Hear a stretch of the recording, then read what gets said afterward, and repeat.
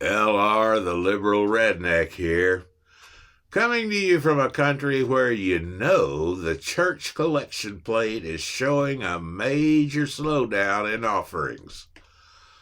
Organized religion is a shrinking entity with no signs of a turnaround. Nowhere in the Bible does it say you have to spend money to make money, but that is the new tact among the evangelical Christians. I always thought that a beaten man nailed to a wooden cross with a crown of thorns around his head was a poor choice for the symbol of your religion, especially when compared to a fat, smiling Buddha, and the evangelicals apparently think it's time for a change in their image. That is why they spent $20 million for Super Bowl ads to make their version of white Jesus more acceptable. That money would have gone a long way to providing very basic necessities for the homeless, but giving out money to the poor does not jive with their prosperity gospel, which says Jesus wants you to be rich. If you can afford to spend $20 million on advertising, you're not a church, you're a business and should be taxed. The slogan the evangelicals have adopted for their campaign, "He gets us," is a bald-faced lie. The Jesus of the Bible would not get spending $20 million on an advertising campaign to improve his image. He would rather it be spent to feed the hungry, house the homeless, and heal the sick. The self-important religious freaks are too stupid to realize that if they did what Jesus would do, they would achieve many times the success of any advertising plan. The morbidly disgusting fact about this whole thing is they have assembled a war chest of over $2 billion to make white Jesus more acceptable to mainstream America.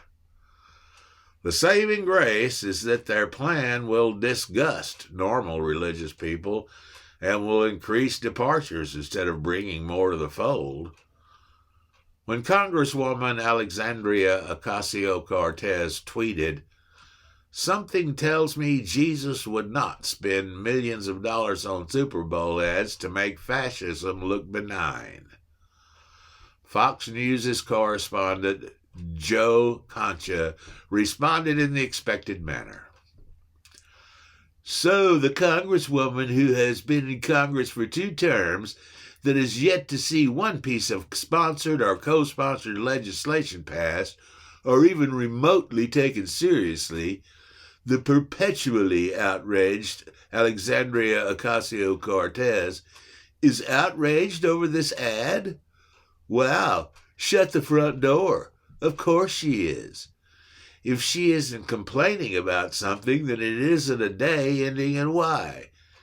And for her, again, to invoke fascism, she has no idea what fascism means.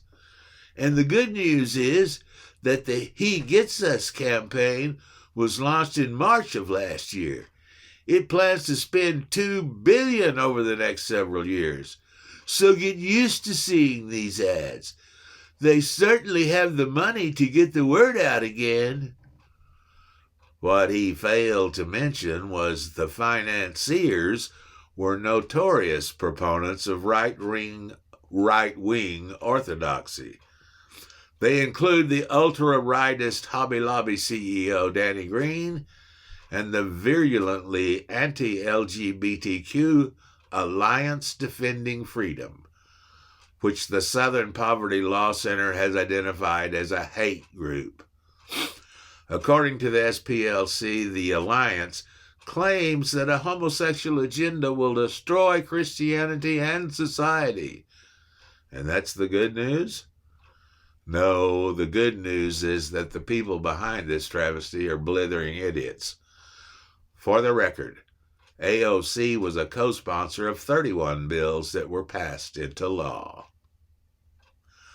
Thanks for listening.